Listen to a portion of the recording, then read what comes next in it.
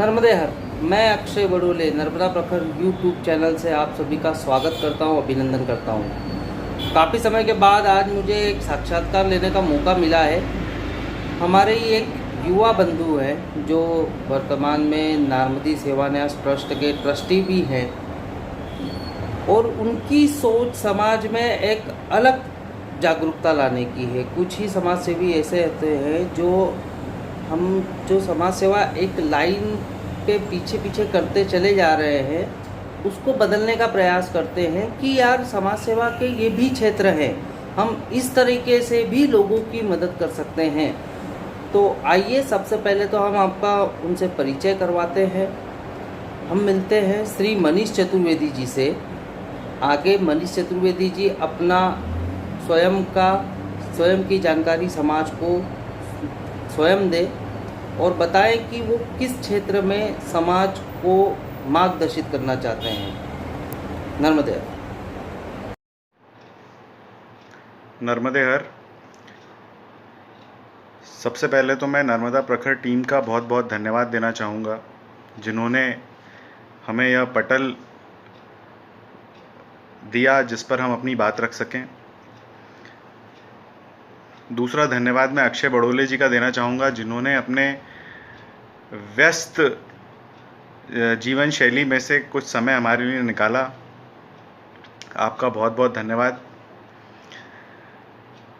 अक्षय जी ने कहा कि एक अलग विचारधारा या समाज सेवा, ये बहुत बड़े शब्द हैं।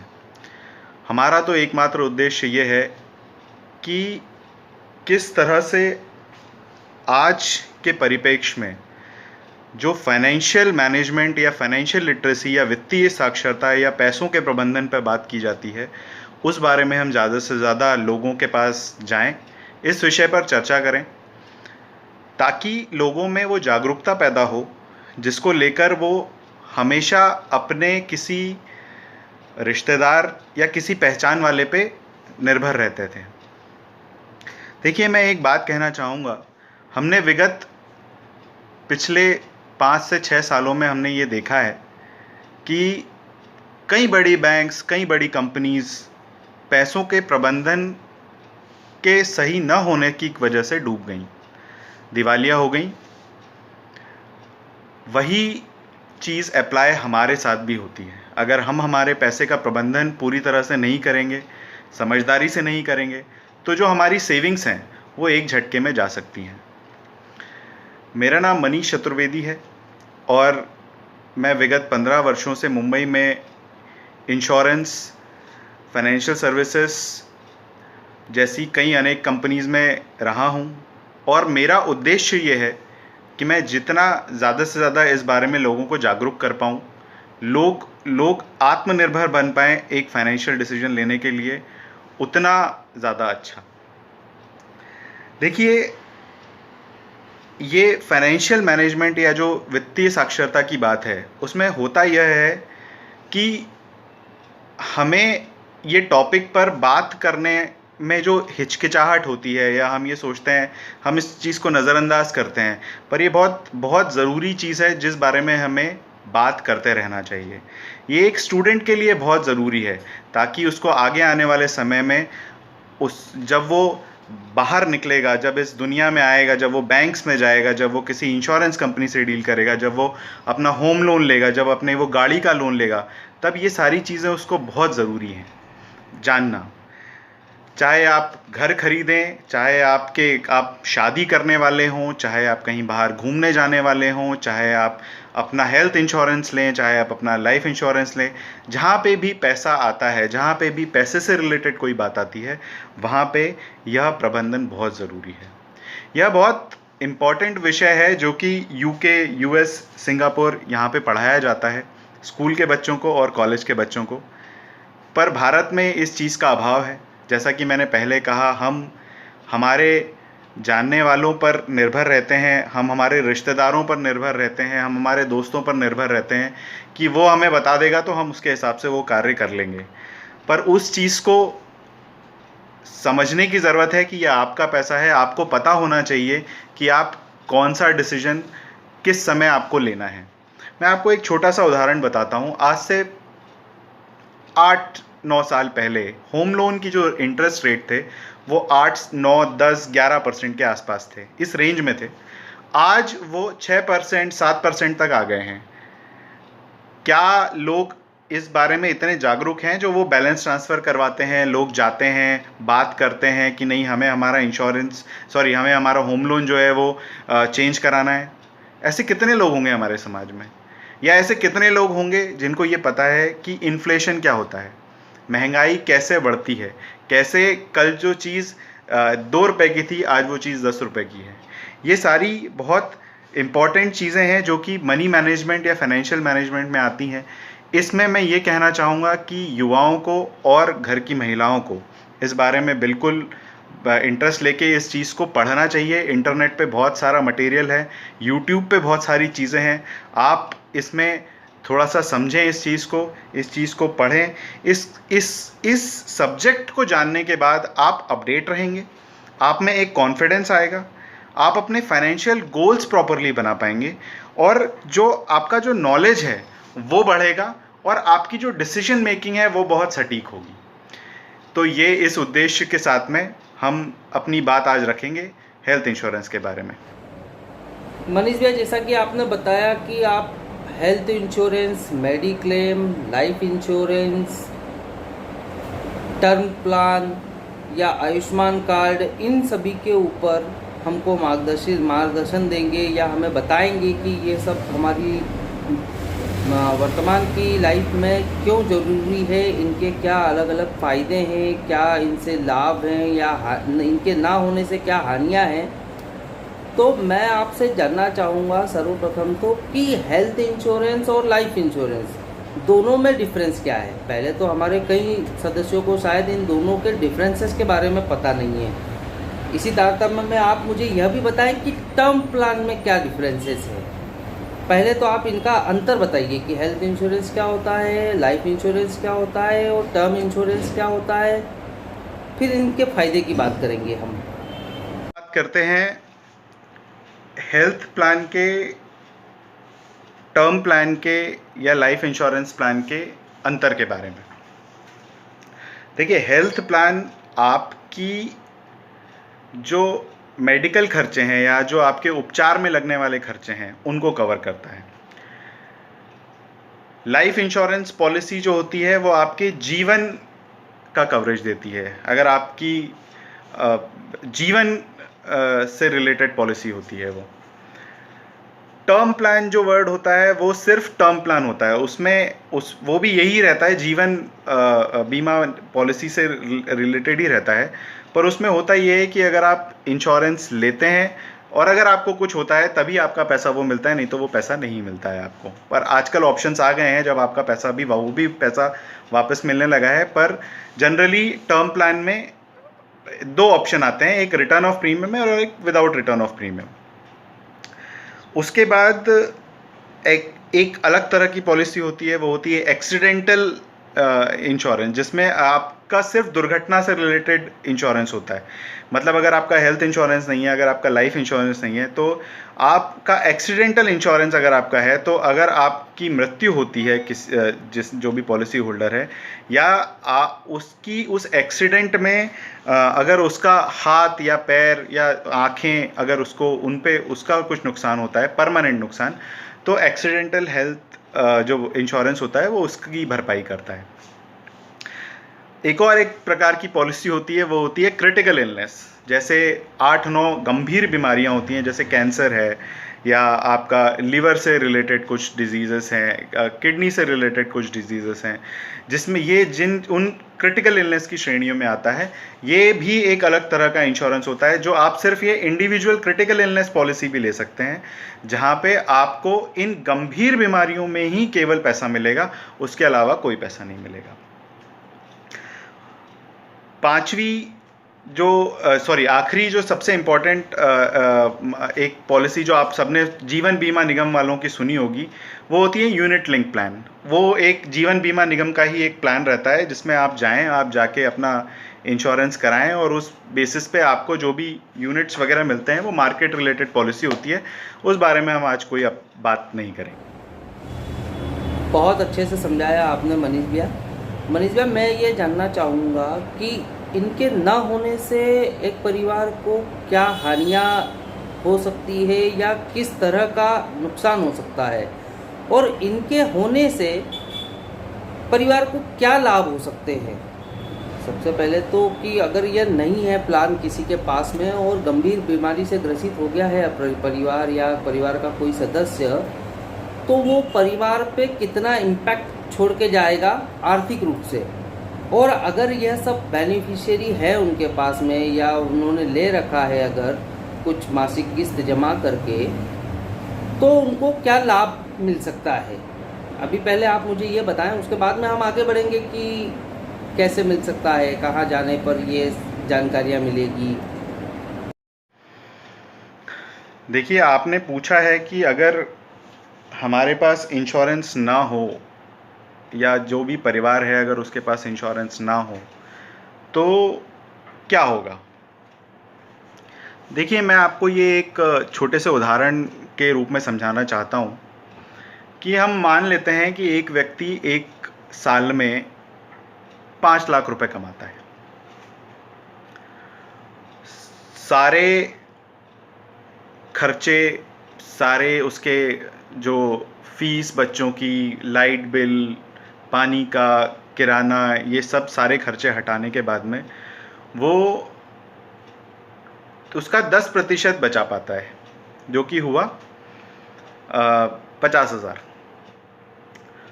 अब वो ये 50,000 रुपये बचाते बचाते 10 साल तक उसने बचाया, उसका 5 लाख रुपए इकट्ठा हुआ। किसी भी अनिश्चितता के कारण उसके ये 5 लाख 2 दिन से 3 दिन में, अगर हार्ट रिलेटेड कोई इशू आता है, कोई एक्सीडेंट होता है सीरियस, तो ये 5 लाख रुपए की सेविंग जो उसने पिछले 10 सालों में की है वह एक बार में ख़त्म हो जाएगी। तो जो सबसे बड़ा नुकसान है इंश्योरेंस न लेने का या हेल्थ इंश्योरेंस न लेने का, वो यही है कि ये सीधा सीधा आपकी सेविंग पे वार करता है, जिससे आपकी सेविंग्स इम्पैक्ट होती हैं जो आपने इतने सालों से अपने बचाने की कोशिश करी। आप वो एक बार में, ये 2 से 3 दिन, ज़्यादा से ज़्यादा 4 दिन में वो पूरी की पूरी सेविंग्स चली जाती हैं। अभी कोरोना काल में हमने देखा लोगों ने 18 लाख, 15 लाख, 17 लाख के बिल दिए हैं, और हॉस्पिटल में बहुत क्रिटिकल चीज़ थी। अब आप मुझे बताइए कि अगर कोई व्यक्ति का भाई हो या बहन हो उसकी एडमिट, या माँ हो या पिताजी हो उसके अगर एडमिट, तो उस व्यक्ति के ऊपर कितनी टेंशन होगी। वो हॉस्पिटल आना जाना करे, मानसिक रूप से परेशानी वो ले, पैसे का टेंशन ले, अपना जो खुद का काम कर रहा है वो अपना खुद का काम देखे, या दवाइयाँ कैसे मैं अरेंज करूं, कहीं डॉक्टर अगर उसको बोल दे कि कहीं और लेके जाना है तो वो ये सब, इन सब बातों को बड़ी दिक्कत वाली ये सब चीज़ें होती हैं। अगर आपके पास में आपके चिकित्सा का बीमा या हेल्थ इंश्योरेंस अगर आपका होगा तो आप इन सब चीज़ों से, तो मैं ये नहीं कह रहा कि आप पूरी तरह से बच जाएंगे, पर आपके दिमाग में कम से कम ये रहेगा कि हाँ, हमारे पास एक बैकअप है, हमें कम से कम पैसे से नहीं सोचना है कुछ। मैं आपको एक एग्जांपल देता हूँ। एक केस मैंने देखा था, उस केस में हुआ ये था कि पिताजी थे बहुत एजेड, उन्होंने अपने बेटे से बोला कि बेटा मुझे थोड़ा सा ना दर्द हो रहा है छाती में। उनको हफ्ता भर हुआ, ठीक नहीं हुआ, जो कुछ भी ऐसा XYZ उनका रहा। 7वें 8वें दिन उनका बेटा उनको हॉस्पिटल लेके गया। वहाँ जाके पता चला कि ब्लॉकेज है आर्टिलरीज में, दिल की बीमारी है, और एंजियोग्राफी करना पड़ेगी, जिसका खर्चा 3 से 5 लाख रुपए है। वह लड़का, वह व्यक्ति अपने पिताजी को देखे, उस हॉस्पिटल के बिल को देखे, वो कैसे पैसा अरेंज करेगा वो देखे, वो इन्हीं सब चीज़ों में उलझा रहा। अंततः डिसीजन ये हुआ कि चलो यहाँ से वहाँ से कैसे तो भी करके उसका पैसा अरेंज किया उसने, और वो इलाज हो गया। जो भी उन्होंने बाईपास जो भी कराया, एंजियोग्राफी, वो हो गई उनकी। पर यहाँ पे मैं आपको अगर एक बात बोलूँ, अगर उसका हेल्थ इंश्योरेंस होता तो क्या ये डिसीजन मेकिंग उसकी फास्ट नहीं होती?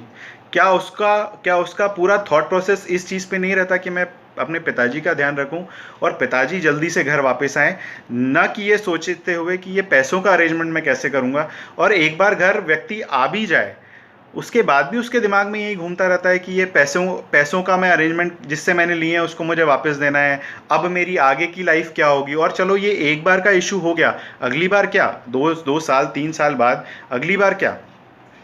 तो नुकसान तो बहुत हैं, पर फ़ायदे भी हैं कि अगर आप ये लेते हैं तो आपको एक तो मेंटल पीस रहता है, आप कॉन्फिडेंस रहते हैं और आपकी डिसीजन मेकिंग जो होती है वो बहुत फास्ट होती है।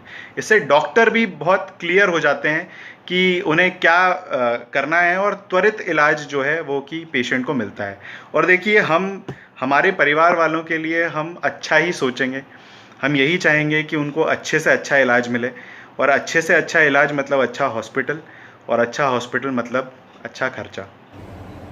मनीष भैया, आपने अभी बताया आयुष्मान भारत कार्ड के लिए, तो सबसे पहले तो आप मुझे इसका क्राइटेरिया बताएं कि एलिजिबिलिटी क्राइटेरिया क्या होता है, कौन सदस्य इसमें प्राथमिकता से भाग ले सकते हैं या इस कार्ड को प्राप्त कर सकते हैं, भारत सरकार की इस योजना को।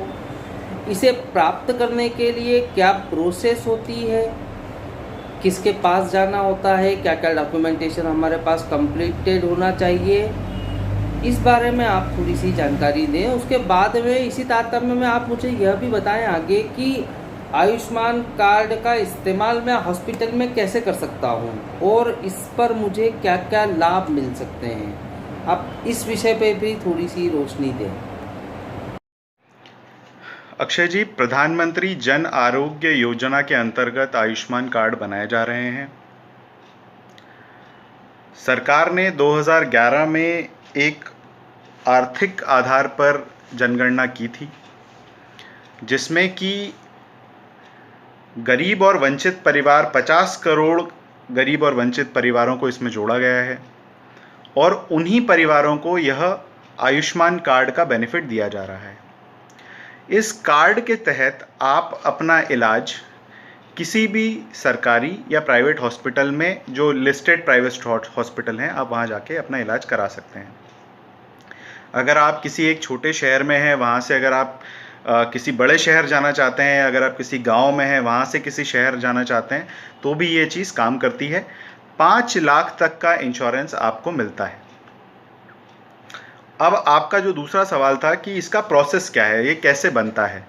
देखिए, जो मैंने बताया, अगर आपका नाम उन 50 करोड़ लोगों में जो सरकार ने 2011 में जनगणना कराई थी, अगर उसमें है, तो आपको एक बार चेक करना है और नज़दीकी जन सेवा कार्यालय में जाके वो कार्ड बनवा लेना है।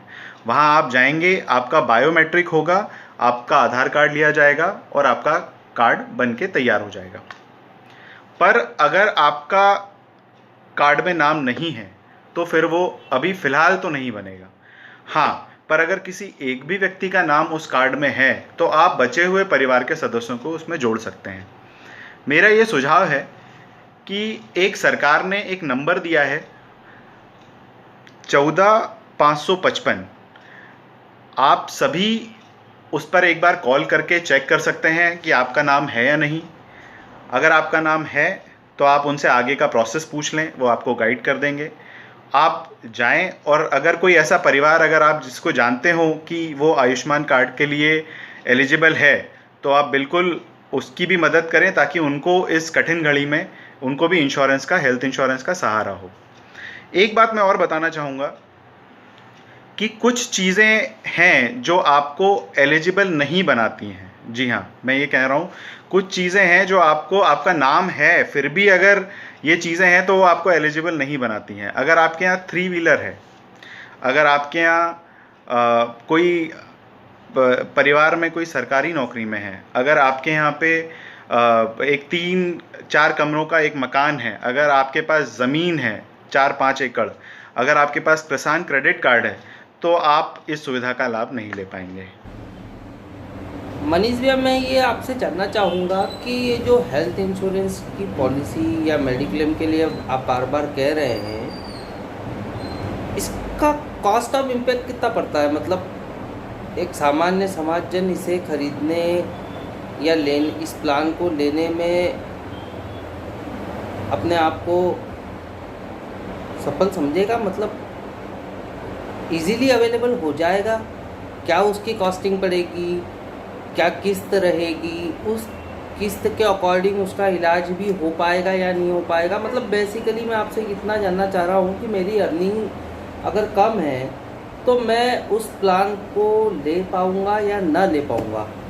पहले तो आप ये मुझे बताएं। उस प्लान को क्या हर साल रिचार्ज करवाना होगा? मतलब अब वापस से रिन्यू करवाना होगा? क्या वह राशि मुझे वापस मिल पाएगी? जैसे कि LIC में मेंटलिटी होती है लोगों की कि यार आज भरो 20 साल बाद ये पैसा वापस मिल जाएगा।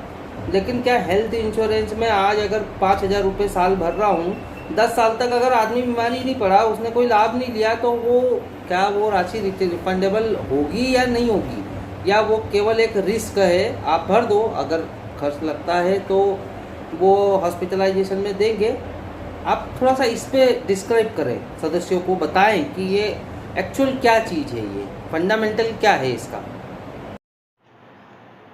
बहुत अच्छा सवाल अक्षय जी कि इंश्योरेंस, हेल्थ इंश्योरेंस क्या कौन ले, क्या ये है सही, क्यों क्यों लिया जाए, किस मतलब बेनिफिट मिलता भी है कि नहीं, रिन्यूअल कराना पड़ता है, रिचार्ज कराना पड़ता है, या पैसा वापस मैंने जो दे दिया वो पैसा वापस आएगा या नहीं।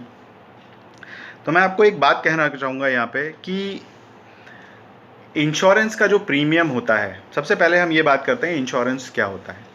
देखिए, इंश्योरेंस में बहुत सारे लोग, कुछ लोगों का जोखिम उठाते हैं।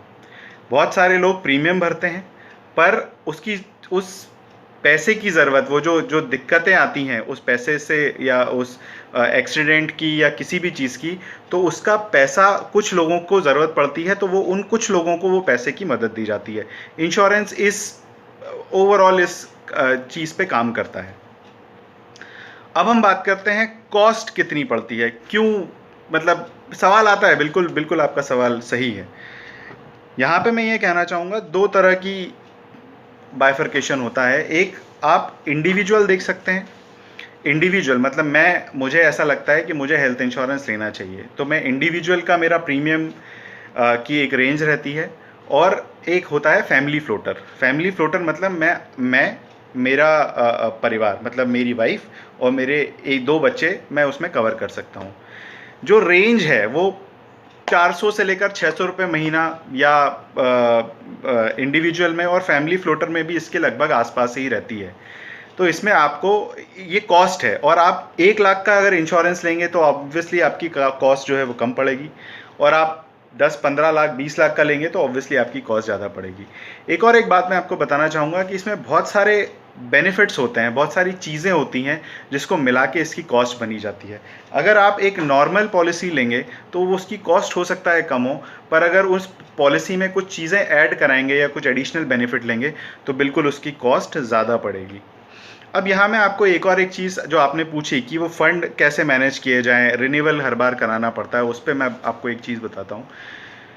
हमें हमारा रिन्यूअल जो है वो, उसके लिए कॉल आता है। अगर आपने पहले पॉलिसी ली होगी, आपके पास कॉल आएगा, आपसे पूछा जाएगा कि क्या आप इस पॉलिसी को रिन्यू कराना चाहते हैं, तो आप उसको हाँ बोलें। अगर आपको लगता है कि वो पॉलिसी सही नहीं चल रही है, उसमें कुछ चेंजेस चाहिए आपको, ऐसा आपको कहीं से कुछ नई जानकारी मिली है, तो आप उसको चेंज भी करा सकते हैं। दूसरी बात जो आपने पूछी मुझसे, वो ये पूछी कि पैसा वापस मिलता है क्या। तो इसमें पैसा वापस नहीं मिलता है, पर ये जो पैसा वापस नहीं मिलता है, इसके अगेंस्ट में आपकी जो सेफ्टी रहती है, जो आपके सेविंग्स की, वो आपको मिलती है। और मार्केट में ऐसे बहुत सारे प्लान हैं जो कि बहुत अलग अलग लेवल पे बिकते हैं। इंश्योरेंस एजेंट्स या जो इंश्योरेंस कंपनीज होती हैं, वो उन्हीं चीज़ों का प्रचार प्रसार करती हैं जहाँ पे उनको फ़ायदा होता है या जहाँ पे उनका कमीशन ज़्यादा होता है। तो ये सब चीज़ें जो हैं, लोगों को देख के ये सब चीज़ें करना चाहिए। पर पैसा जो है, हेल्थ इंश्योरेंस का पैसा वापस नहीं होता है।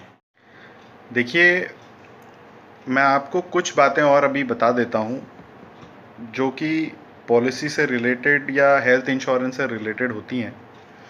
इसमें सबसे पहला जो आपको बेनिफिट मिलता है वो मिलता है कैशलेस ट्रीटमेंट का, जिसमें होता यह है कि आपको अपनी जेब से कोई पैसा नहीं देना होता।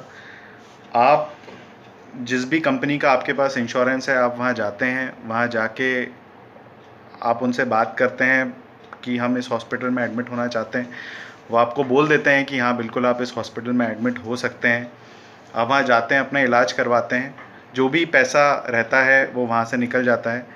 हाँ, पर यहाँ पे मैं एक बात आपको ये कहना चाहूँगा कि कुछ पैसा हो सकता है जो हॉस्पिटल आपको चार्ज करे पर वो इंश्योरेंस में कवर ना हो, वेरी मच पॉसिबल। तो उस सिचुएशन में ये होता है कि आपको जो इंश्योरेंस कंपनी जितना अप्रूव करेगी वो पैसा आपको मिल जाता है। दूसरा इसका सबसे बड़ा बेनिफिट है वो है इनकम टैक्स में रिबेट। अंडर सेक्शन 80D आप जो प्रीमियम पे कर रहे हैं आप उसका रिबेट ले सकते हैं। आप इंश्योरेंस में की मद में जो प्रीमियम आप भरते हैं वह प्रीमियम आपको टैक्स में छूट देता है। तीसरी एक इम्पॉर्टेंट चीज़ मैं आपको बताना चाहूँगा कि यहाँ पे जो नेटवर्क हॉस्पिटल की मैंने आपसे बात करी, तो नेटवर्क हॉस्पिटल में कैशलेस ट्रीटमेंट होता है। इसके अलावा भी कुछ हॉस्पिटल होते हैं जहाँ पे आप अगर आपने इलाज करवा लिया, आपने पैसा अपना भर दें, आप वहाँ से बिल ले लें सारे और फिर आप इंश्योरेंस कंपनी को दें, उसको रीइंबर्समेंट कहते हैं। इसका फ़ायदा ये होता है कि हो सकता है आप किसी छोटे शहर के हों या किसी छोटे कस्बे में हो जहाँ पे लोकल हम गए किसी हॉस्पिटल में, वो हॉस्पिटल नेटवर्क हॉस्पिटल में नहीं था, पर वो हॉस्पिटल में हमारा इलाज हुआ क्योंकि वो हमारे पास में था, हमारा इलाज हो गया इमरजेंसी सिचुएशन में। अब हम वो पैसा उनको दे के, उनसे रसीद लेके अब हम इंश्योरेंस कंपनी को दे सकते हैं। बस एक चीज़ है कि आप आपके आसपास के जो हॉस्पिटल्स हैं उनको मार्क कर लीजिएगा। आप 5-6 नाम आप निकाल के रखिएगा कि हाँ हम ज़रूरत पड़ने पर इन 5-6 हॉस्पिटल में जा सकते हैं, और आपके इंश्योरेंस एजेंट से या इंश्योरेंस कंपनी से ये कंफर्म कर लीजिएगा कि ये हॉस्पिटल आपकी ब्लैक लिस्ट में तो नहीं है। कई बार ऐसा होता है कि हॉस्पिटल किसी फ्रॉड के चलते या ओवर बिलिंग के चलते उनको ब्लैक लिस्ट किया जाता है। तो आप किसी ब्लैक लिस्ट हॉस्पिटल में ना जाएं। आप अगर जाएं तो या तो नेटवर्क हॉस्पिटल में जाएं जिसमें कि आप कैशलेस या आपका रीइंबर्समेंट जहां से आपको मिल सके। देखिए, मैं आपको आखिरी चीज़ इसमें ये बताना चाहूँगा कि एक बहुत इंपॉर्टेंट बेनिफिट है इसका पोर्टेबिलिटी का मतलब जैसे आज आप मोबाइल फ़ोन्स में देखते हैं कि आपका जो मोबाइल नंबर है आप वही नंबर आप आइडिया में भी ले जा सकते हैं, वही नंबर आप रिलायंस में ले जा सकते हैं, वही नंबर आप एयरटेल में भी लेके जा सकते हैं। तो वही पोर्टेबिलिटी आपको यहाँ पे होती है। और ये कैसे रिलेटेड है मैं आपको वो भी बता देता हूँ। कई पॉलिसीज़ में 2 साल 3 साल का वेटिंग पीरियड होता है कुछ पर्टिकुलर डिजीज़ेस के लिए या कुछ बीमारियों के लिए। तो अगर आपने 2 साल किसी एक पॉलिसी में कवर कर लिए हैं और अगर तीसरे साल आपको वो पॉलिसी चेंज करना है, तो अगर आप किसी नई पॉलिसी कोई नए उसमें जाएंगे तो वापस से वो आपका 3 साल का वेटिंग पीरियड वहाँ पे भी लागू होगा। पर अगर आप पोर्टेबिलिटी कराएंगे तो यह वेटिंग पीरियड आपका वहाँ लागू नहीं होता। इसके अलावा जो एक इम्पॉर्टेंट चीज़ जो मुझे बतानी है वो ये है कि आजकल मार्केट में ऐसे प्लान भी हैं जहाँ पे आप ये कह सकते हैं कि मेरा आप इंश्योरेंस प्रीमियम कम कीजिए पर मुझे 20 लाख तक का इंश्योरेंस दीजिए। देखिए, मैं आपको एक छोटा सा प्लान बताता हूँ। मार्केट में ऐसा इंश्योरेंस प्लान है जो आपको 20 लाख तक का कवरेज देगा, पर उसकी शर्त यह है कि पहले 5 लाख आप बियर करें, या मतलब पहले 5 लाख का जो नुकसान होगा या जो क्लेम आएगा वो आप बियर करेंगे। मैं आपको एक उदाहरण देता हूँ। अगर आपका 12 लाख रुपए का इलाज का खर्चा आता है तो इंश्योरेंस कंपनी कहती है कि पहले 5 लाख आप दीजिए और बचे हुए जो 7 लाख हैं वो आप हमसे लीजिए। और इन पॉलिसीज़ को कहते हैं सुपर टॉपअप या टॉपअप, और इनका प्रीमियम बहुत कम होता है। इनका प्रीमियम इसीलिए कम होता है कि पहले 5 लाख या पहले 3 लाख या पहले 4 लाख का रिस्क आप ले रहे हैं। इसीलिए आप जब भी बात करें अपने इंश्योरेंस एजेंट से तो उनसे इन सभी विषयों पर बात करें और उससे सही जानकारी लें। हम भी कोशिश करेंगे हमारे एंड से कि अगर आपको कुछ इन्फॉर्मेशन लगती है तो हमारा आप इस YouTube वीडियो के माध्यम से आप हमसे सवाल पूछ सकते हैं। हम बिल्कुल कोशिश करेंगे आपके सवालों के जवाब देने की। और मेरी आपसे एक विनती यही है कि आप अपने समाज के लोगों से मिलें। जो बहुत सारे बच्चे हैं इस फील्ड में जो यह सब बातों पे लोगों से मिलते हैं। बहुत सारे लाइफ इंश्योरेंस वाले हैं, बहुत सारे हेल्थ इंश्योरेंस वाले हैं। हाँ, आप उन्हें अपनी रिक्वायरमेंट्स एकदम क्लियर कर दें कि हम सिर्फ हेल्थ इंश्योरेंस पर बात करेंगे, या हम सिर्फ क्रिटिकल इलनेस पर बात करेंगे, या हम सिर्फ टॉप अप पर बात करेंगे। तो आपका जो कन्वर्सेशन होगा वो बहुत सटीक होगा और आप बाकी चीज़ों से बचेंगे। पर आप अपनी जानकारी उन्हें सही दें। आप जो भी फॉर्म भरें उसमें एकदम सही जानकारी दें। आपका क्लेम कभी नहीं रुकेगा। आपने अगर जानकारी सही दी होगी, अगर आपकी बातें एकदम सही होंगी, अगर आपने पूरा प्रोसेस फॉलो किया होगा, तो ऐसा नहीं है कि आपका क्लेम अटकेगा या रुकेगा या वो लोग रिजेक्ट करेंगे। आपका क्लेम ज़रूर मिलेगा। बट हाँ, ये ध्यान रखें कि आपने उन सारी टर्म्स एंड कंडीशंस को पहले पढ़ लिया हो, और अगर आपको नहीं अच्छी लगे तो आप 15 दिन में पॉलिसी वापस भी कर सकते हैं। पर मेरा या हमारा जो उद्देश्य है वो यही है कि आप इस बारे में सोचें, अपने परिवार के बारे में सोचें, और अपनी जो लेडीज़ हैं घर में उनके बारे में सोचें। ऐसा नहीं है कि वो एक्सपोज नहीं होती हैं बाहर के मार्केट से या पर्यावरण से। उनको भी खतरे होते हैं, उनको भी बैठे बैठे, क्योंकि हम एक्सरसाइज नहीं करते हैं, हम घूमने नहीं जाते हैं, हमारा खान पान अच्छा नहीं है। हम आज खाते हैं, फिर शाम को खिचड़ी खा लेते हैं, अगले दिन हम कुछ और खाते हैं। तो ये सारी चीज़ें जो हैं बहुत दिक्कत देती हैं जब आप उस भंवर में फंस जाते हैं। इसलिए आप इस चीज़ को बहुत सीरियसली लें। आप पढ़ें इस बारे में, आप जानकारी लें, और अगर हम किसी आपके काम आ सके तो आप बिल्कुल बताइएगा। प्रणाम।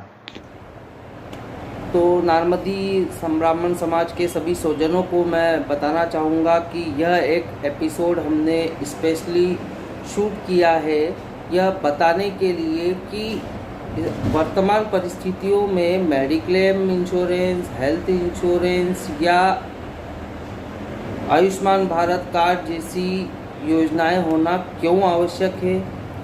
वर्तमान में इन सभी के लिए क्या क्या प्रयास किए जा सकते हैं।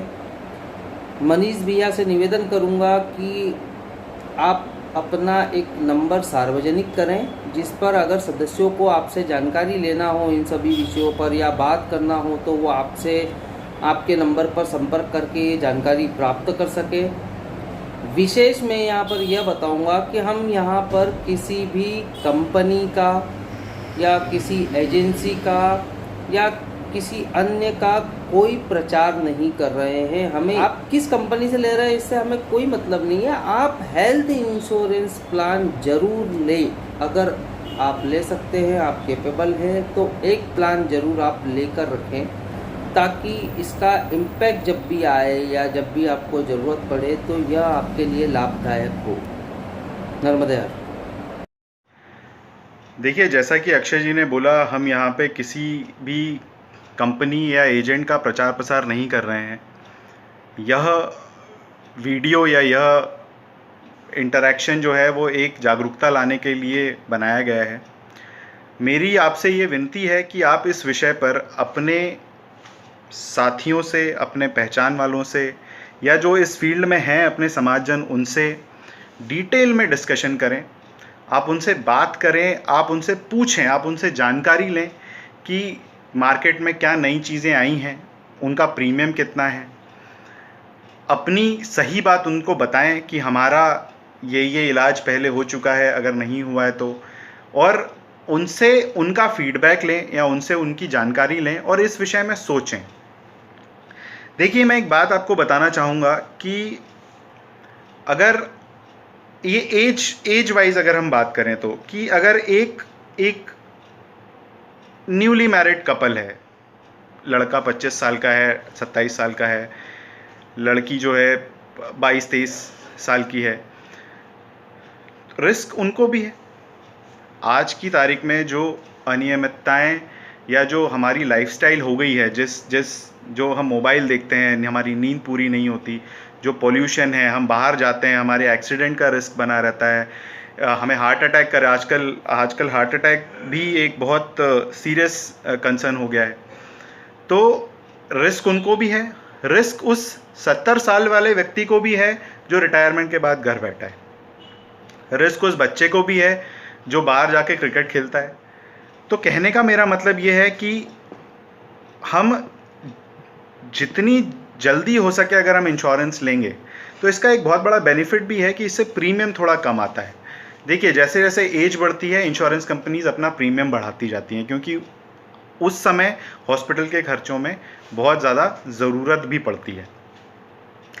अगर मैं आपको एक छोटा सा एक बात बताऊं कि कई लोग ऐसे मिले मुझे जिन्होंने मुझे बोला, यार हम तो ऑफिस की पॉलिसी में कवर्ड हैं और हमारा वहाँ 3 लाख तक का इंश्योरेंस है, उसके अलावा हमें नहीं चाहिए। हम अजरता और धन्वंतरी जी बिल्कुल हमारे साथ में रहते हैं और हमें कोई कुछ, हम निरोगी रहेंगे हमेशा। पर होता क्या है, अगर वो प्राइवेट में है तो ऑब्वियसली वो कंपनी स्विच करते हैं, अगर वो सरकारी में है तो 60 साल में रिटायर होते हैं। उसके बाद क्या? तो ये चीज़ें अगर आप पहले से प्लान करें तो यह आपके लिए बहुत बहुत फ़ायदेमंद होगा। अब मैं आपको 2-3 चीज़ें इसमें यहाँ इम्पॉर्टेंट बताना चाहूँगा कि जैसे ही आप पॉलिसी लेते हैं वैसे ही आप अगले दिन जाके क्लेम नहीं कर सकते।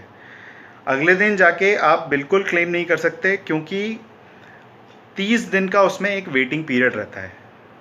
30 दिन में, पर हाँ, अगर आपको एक्सीडेंट अगर आपका होता है तो वो कवर होता है। पर अगर आपका टाइफाइड, डेंगू या मलेरिया जैसा कुछ भी अगर आपका है तो ऐसा नहीं हो सकता कि आप बीमार पड़ें और आपने पॉलिसी ले ली और 10वें दिन जाके आप हॉस्पिटल में एडमिट हो गए।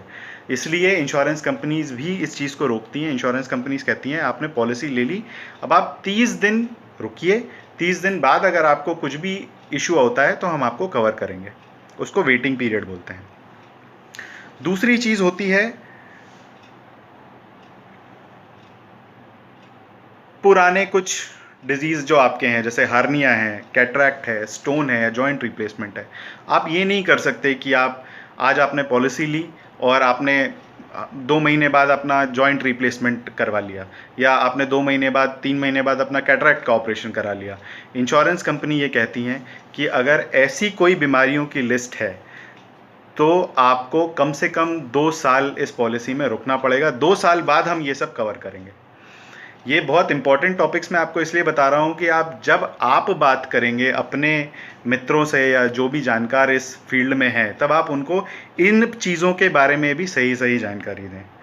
उसके बाद कुछ पॉलिसीज़ ऐसी बनाई जा रही हैं जिसमें प्रेगनेंसी भी कवर्ड है, जिसमें कि 50,000 रुपये तक का आपको सम इंश्योर्ड मिलता है। तो यह जो मैंने न्यूली मैरिड कपल की जो बात करी थी, तो ये कुछ चीज़ें उनके लिए भी हैं जिनका प्रचार प्रसार इतना नहीं होता, बट ये ऐसी प्रोडक्ट्स भी मार्केट में अवेलेबल हैं। आपको ढूंढना पड़ेंगे, आपको लोगों से मिलना पड़ेगा, आपको लोगों से बात करनी पड़ेगी, या आपको इंटरनेट पे देखना पड़ेगा। आपको ये भी देखना है कि हॉस्पिटल की कोई सब लिमिट तो नहीं है। जैसे कि मैंने बताया कि अगर आप 70 वर्ष के हैं और अगर आप इंश्योरेंस पॉलिसी लेते हैं तो उस इंश्योरेंस पॉलिसी में एक सब लिमिट रहेगी या एक कोपे रहेगा। कोपे का मतलब ये होता है कि अगर 100 रुपये का बिल आता है तो 70 रुपये हम देंगे, 30 रुपये आपको देना पड़ेगा। तो यह एक कोपे रहता है। तो ये कुछ चीज़ें आपको देखनी है, और कुछ चीज़ें जो है इस इंश्योरेंस, पूरे हेल्थ इंश्योरेंस में कवर नहीं होती हैं। कुछ जगह अब कवर होने लगी हैं, पर वही जैसा कि मैंने कहा, इस बारे में आपको ज़्यादा जानकारी आपका सामने वाला व्यक्ति ही बता पाएगा। जैसे कि सेल्फ इंजरी, अगर मैं खुद, मुझे लगी, अगर मैं खुद गिराऊँ किसी एडवेंचर को करते हुए, या अगर मैं पहाड़ चढ़ने का शौकीन हूँ, अगर मैं पहाड़ पे गया और मैं पहाड़ से गिर गया तो मुझे वो इंश्योरेंस में कवर नहीं होगा। अगर मैं किसी क्रिमिनल एक्टिविटी में हूँ, अगर मुझे किसी लड़ाई दंगे में लगती है तो मुझे वो कवरेज नहीं मिलेगा। मुझे आउटसाइड इंडिया अगर मैं छुट्टी मनाने गया हूँ तो वहाँ पे ये हेल्थ इंश्योरेंस मैं नहीं ले सकता। अगर मैं पैदा ही इस किसी डिजीज़ के साथ हुआ हूँ वो भी कवर नहीं होता, और मानसिक बीमारियाँ भी इस चीज़ में कवर नहीं होती हैं।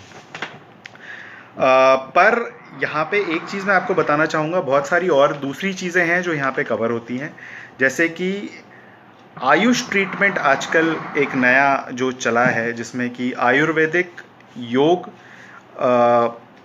यूनानी सिद्ध और होम्योपैथी ये कवरेज भी आजकल इंश्योरेंस पॉलिसीज़ देती हैं, जिसमें कि आप अगर आप कोई आयुर्वेदिक इलाज ले रहे हैं, अगर आप कोई योगा से रिलेटेड फिजियोथेरेपी अगर आप कर रहे हैं, या अगर आप कोई यूनानी दवा ले रहे हैं, अगर आप कोई होम्योपैथिक अगर आपका कोई ट्रीटमेंट चल रहा है, तो भी गवर्नमेंट ने ये बोला गया है इंश्योरेंस कंपनीज़ को कि आप ये चीज़ें भी कवर करें। इसके अलावा कुछ 2-3 इम्पॉर्टेंट चीज़ें मैं आपको और बताना चाहूँगा और फिर समाप्त करूँगा। जैसे कि डे केयर एक तरह के खर्चे होते हैं, जिसमें क्या होता है, आप पूरे दिन हॉस्पिटल में जाके एडमिट नहीं रहे 5-6 दिन, आप बस हॉस्पिटल गए, आपका थोड़ा इलाज हुआ वहाँ से और आप वापस आ गए। मैं आपको एग्जांपल देता हूँ। मैं खेल रहा था या मैं कहीं गाड़ी से जा रहा था और मुझे किसी ने टक्कर मारी और मेरा एक उंगली फ्रैक्चर हो गई, या मेरी एक आँख का ऑपरेशन हुआ, या मेरे कान में अचानक से दर्द हुआ और मुझे हॉस्पिटल ले जाया गया। वहाँ पे 2 मिनट उन्होंने सर्जरी करी और मुझे भेज दिया घर, उन्होंने मुझे एडमिट नहीं करा। इनको कहते हैं डे केयर एक्सपेंसेस, मतलब छोटी सी सर्जरीज, स्मॉल सर्जरीज, जिसमें आपको एडमिट ना होना पड़े। कई कंपनीज ये भी कवर करती हैं। तो ये सब मैं आपको इसीलिए बता रहा हूँ कि ये सब चीज़ें आप जब अपने इंश्योरेंस एजेंट से या जब आप अपनी इंश्योरेंस कंपनी से बात करें, तो इन बातों पर भी आप उससे बात करें। उसके बाद हॉस्पिटल डेली कैश। कई बार ऐसा होता है कि अगर मैं एक ऐसा व्यक्ति हूँ जो मैं बिज़नेस करता हूँ, या मेरी कोई शॉप है जिस पे मैं रोज़ जाता हूँ, रोज़ कमाता हूँ और अपने घर लेके आता हूँ। अब अगर मैं 1 महीने के लिए हॉस्पिटल में एडमिट हो गया हूँ, तो उस 1 महीने का डेली कैश मेरे पास नहीं आएगा। मैं कमा ही नहीं रहा हूँ, क्योंकि मुझे हॉस्पिटल आना जाना, ये सारे एक्सपेंसेस मुझे कहाँ से मिलेंगे? तो ये सारे एक्सपेंसेस जो हैं मुझे वहाँ से मिलते हैं, कि जहाँ पे मैं जाके हॉस्पिटल कैश बेनिफिट अगर मुझे है मेरे पास में, तो मुझे 2000, 2500, 3000 जो भी उसमें जो लिमिट रहती है, जिस भी हिसाब से पॉलिसी बनती है, उतना पैसा मुझे रोज का मिलेगा। क्योंकि उतना मेरा नुकसान हो रहा है। उसके बाद ये मैं वृद्ध लोगों के लिए एक चीज़ मैं कहना चाहूँगा।